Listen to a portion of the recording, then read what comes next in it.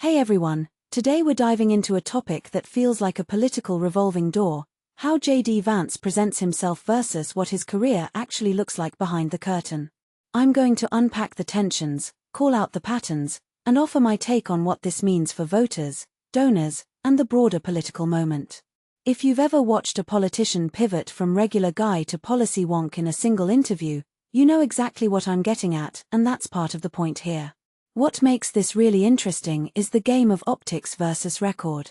Vance has spent years positioning himself as the anti-elite, everyday people defender, a persona that plays well in front of a crowd tired of insiders.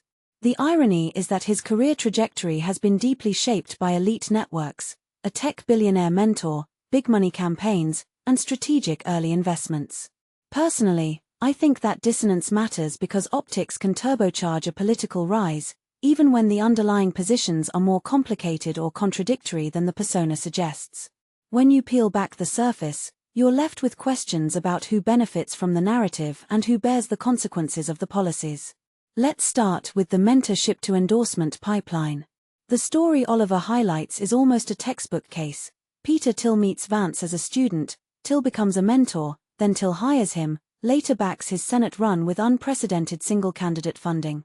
What that signals, in my opinion, is not just who believed in Vance, but what kinds of ideas got amplified along the way. This isn't just one rich donor.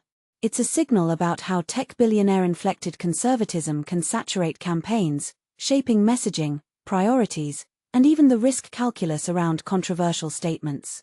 Now, the infamous "Are you a racist? Do you hate Mexicans?" ad gets folded into this analysis.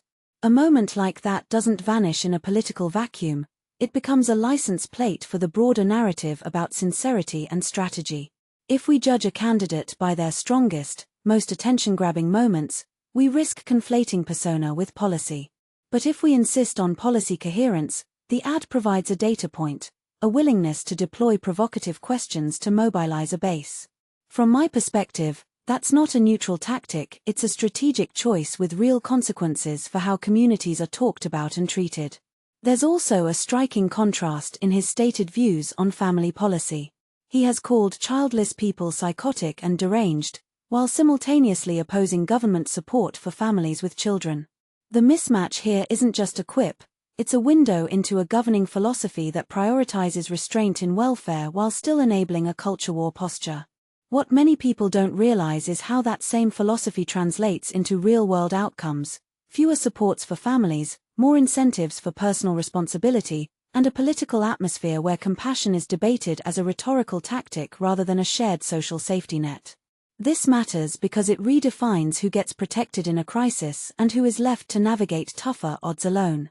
If you take a step back and think about it, the Vance-Thiel dynamic isn't an isolated case. It's part of a larger trend where mega-donors and hedge fund-style activism fund and shape political candidates who claim to stand for the common person. The deeper question is about accountability. How do we gauge authenticity when the machinery of money and mentorship is so deeply intertwined with candidacy?